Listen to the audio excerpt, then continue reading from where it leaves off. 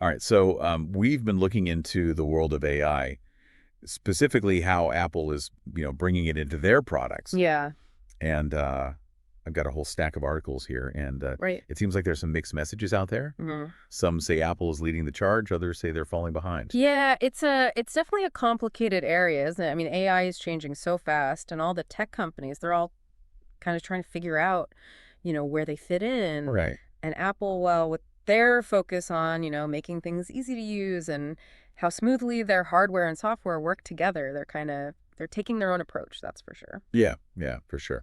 So let's try to, sort this out. We're going to really dig into what Apple has actually done with AI, where the challenges are, and what the experts are predicting for Apple's future in this, AI-driven world. Okay, sounds good. And speaking of Apple doing something with AI, they just made a pretty big announcement at their last Worldwide Developers Conference, Apple Intelligence. Oh, right. Apple Intelligence. Uh-huh. What is that exactly? Is that just a fancy name, or is there actually something new behind it?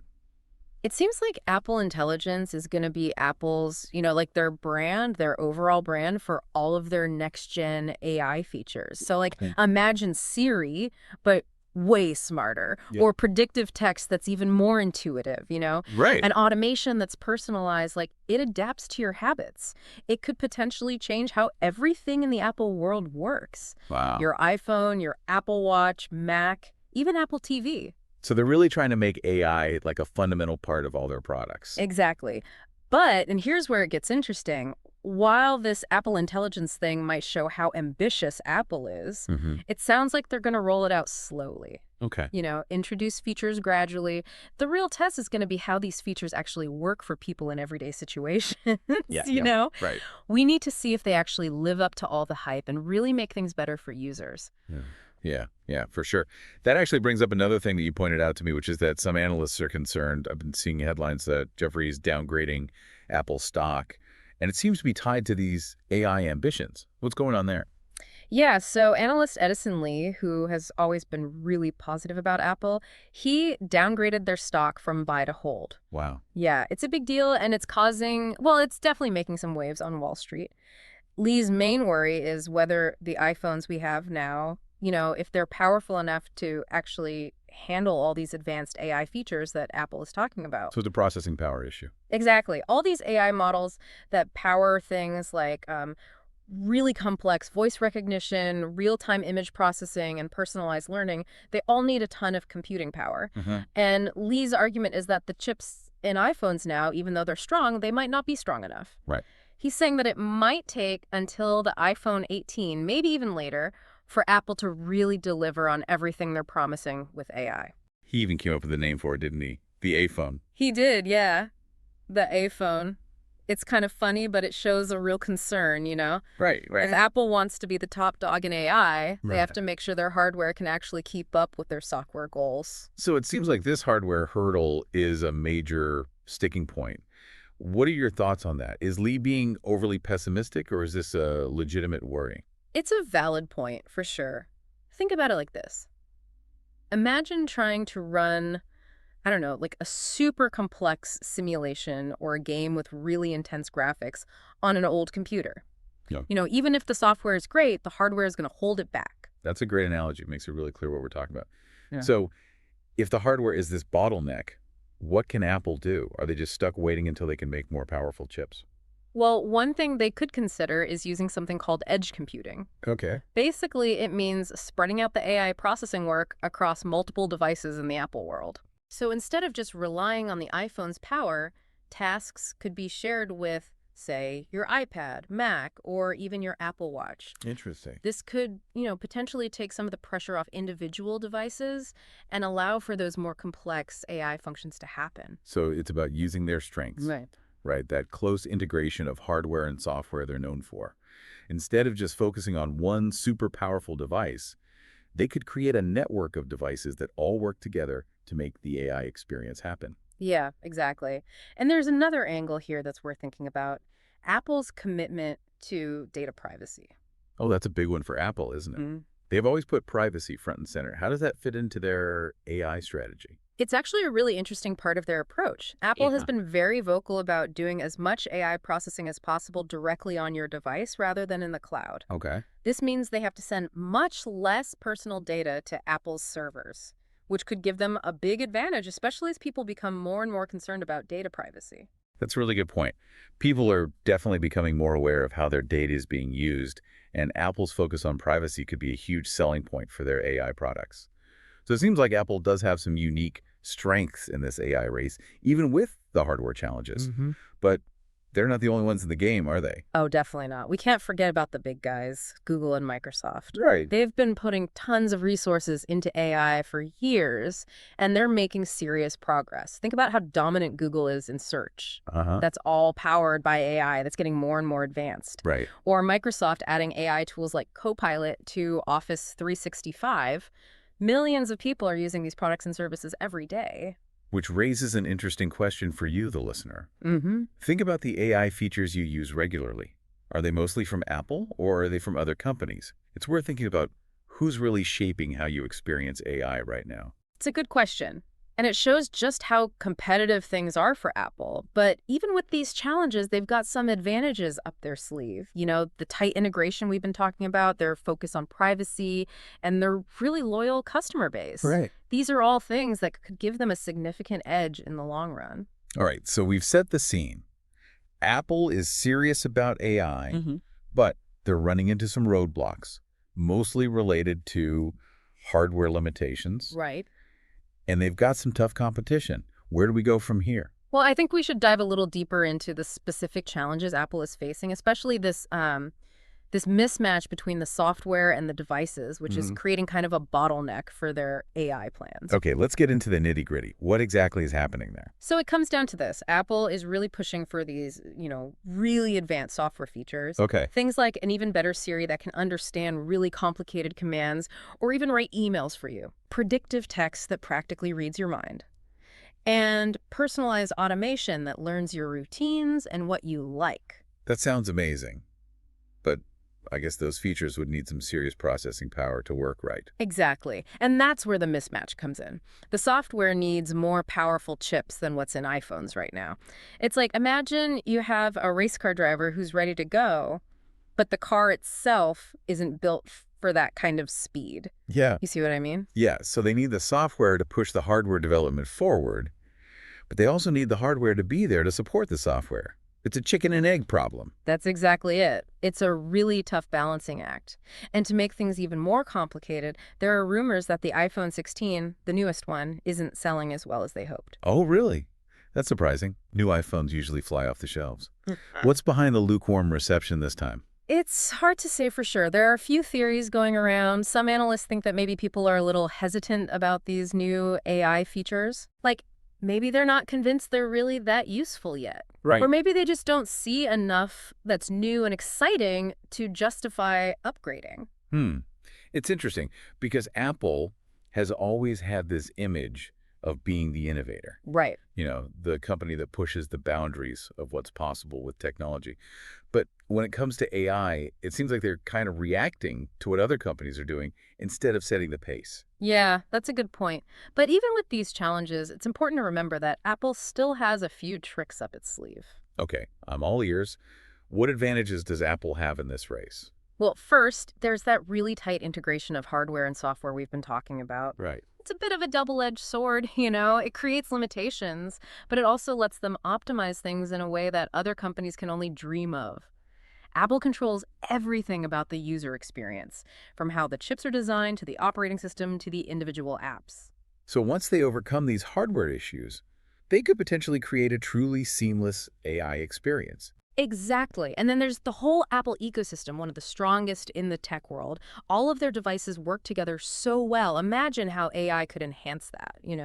Things like better facial recognition, predictive text, voice assistants that really understand what you need. All of that could become standard on every Apple device, from your iPhone to your Mac to your Apple Watch. I see what you mean. It's not just about one device.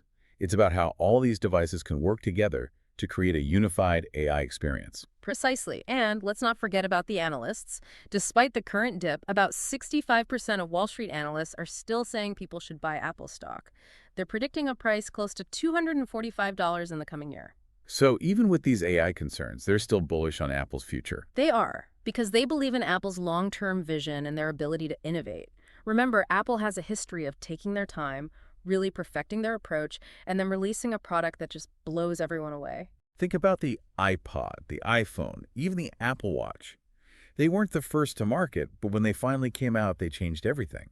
So maybe this apparent lag in the AI space isn't actually a sign of weakness, but a strategic move. It's a compelling argument. Apple is known for watching the market, learning from other companies' mistakes, and then coming in with a refined product that really redefines the category. Maybe they're doing the same thing with AI, waiting for the right moment to show everyone their real vision. That makes sense. Yeah. They're not exactly known for being impulsive.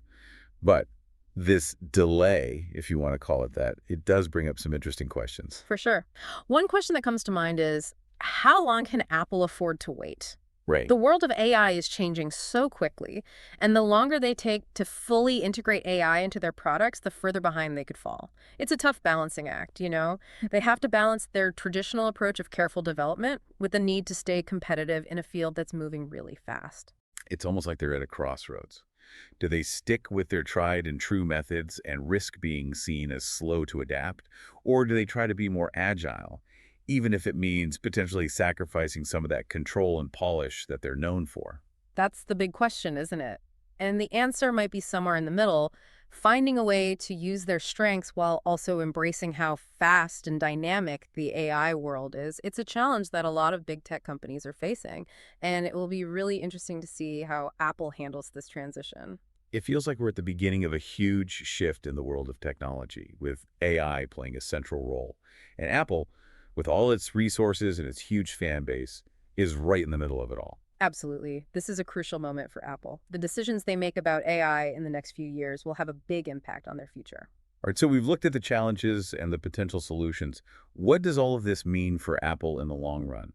Are they going to be a dominant force in AI, or will they have trouble keeping up? Well, that's a question we'll explore in our last segment. We'll look at some of the scenarios that could play out and what it all means for you, the user, as you navigate this world that's becoming more and more driven by AI. Okay, sounds good. Let's take a short break, and then we'll come back and wrap up this deep dive into the world of Apple and AI.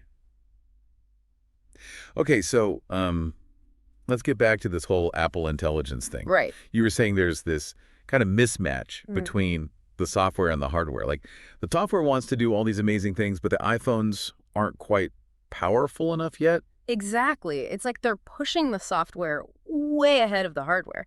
I mean, think about it. They want Siri to understand like really complicated commands or even to write emails for you. Wow, that would be amazing. Right. And then there's predictive text, which is already pretty good, but they want it to, almost anticipate your thoughts, Mm-hmm. and personalized automation that really learns your routines and preferences. Yeah. But all of those things, they need a lot of processing power, way more than current iPhones can handle. Right. So what are they supposed to do? I mean, they can't just like magically make iPhones more powerful overnight. Well, there are a few things they could try. One option is to focus on what's called edge computing.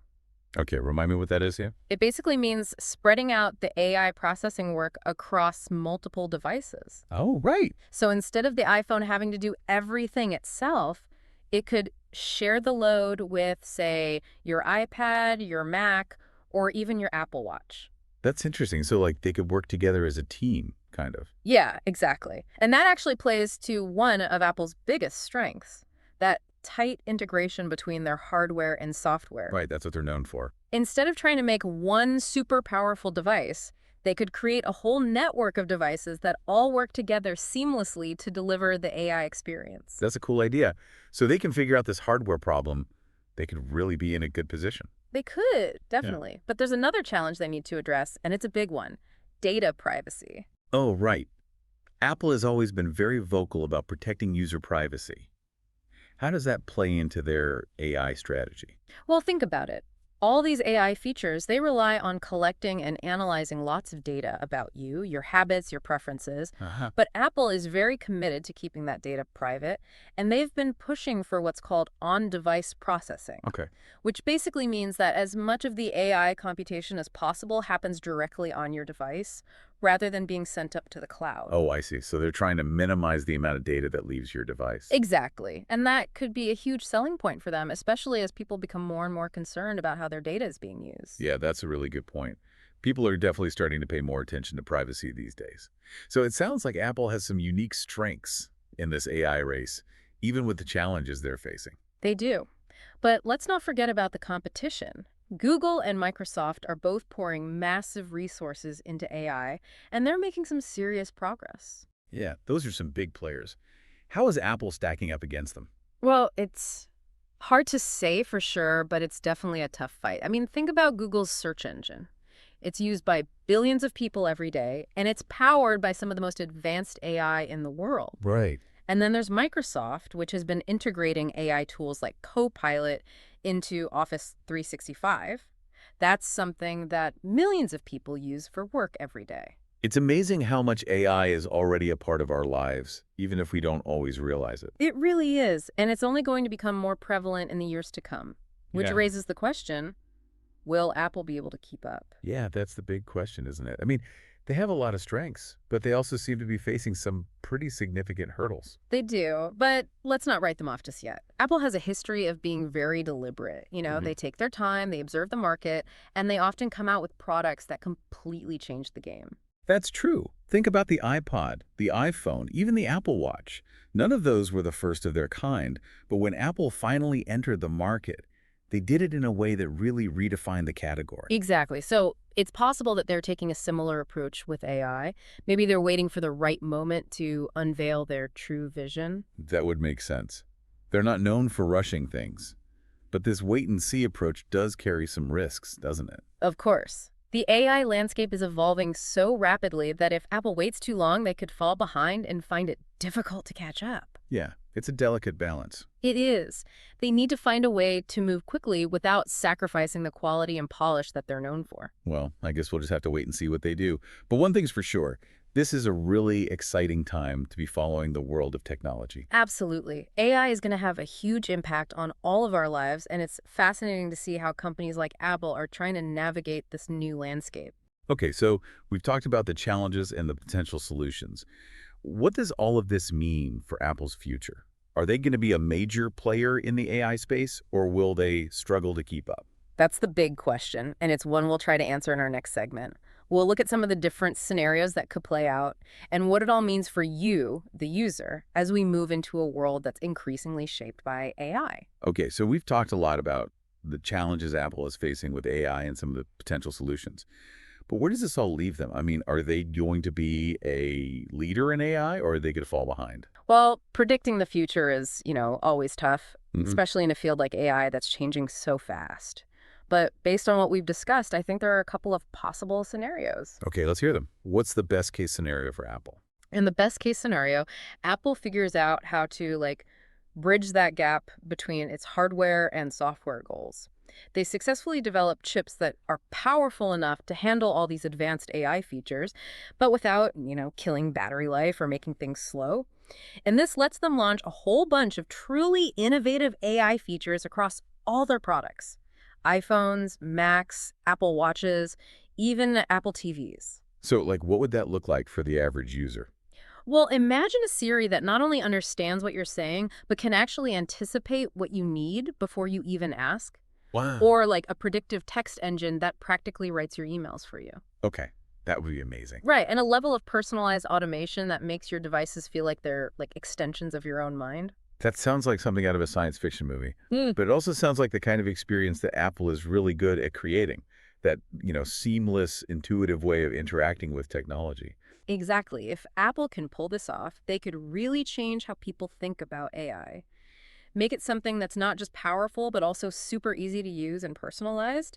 And that could give them a big advantage over companies like Google and Microsoft, who, sometimes focus more on functionality than on making things simple. So in this scenario, Apple becomes the gold standard for AI that everyday people use. Yeah, potentially. They could be the company that makes AI something that everyone wants and can actually use. And their focus on privacy, on doing all that processing on your device, that could be a big draw for people who are concerned about sharing their data with, the big tech companies. Okay, so that's the optimistic view. But what about the flip side? What's a less optimistic scenario?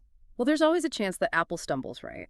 Maybe they have trouble developing chips that are powerful enough. Or maybe this whole Apple Intelligence rollout is messy with lots of bugs and performance problems. And that could really hurt their reputation as an innovator and give companies like Google and Microsoft a chance to get ahead. So in this scenario, Apple falls behind in the AI race and has to play catch up. Yeah, it's possible. AI is moving so fast that if Apple can't keep pace, they could become less relevant in a future where AI is just like everywhere. Okay, so those are two possible scenarios. But what do you think, listener? Do you think Apple will be able to dominate the AI space, or do you think another company will take the lead? It's a good question, and I don't think anyone knows for sure. It'll probably be a few years before we really know. But no matter who wins this AI race, one thing's clear. AI is here to stay, and it's going to change how we live, how we work, how we interact with the world around us. Yeah, that's for sure.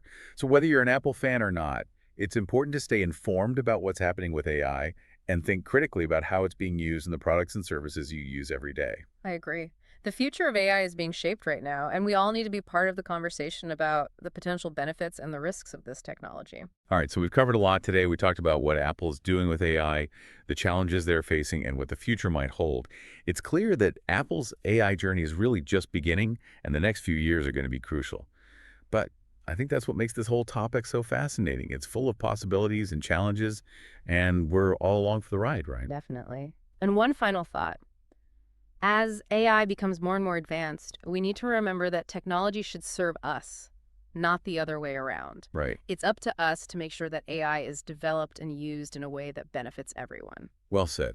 And on that note, I think it's time to wrap up this deep dive into the world of Apple and AI. Thanks for joining us, and keep those questions coming.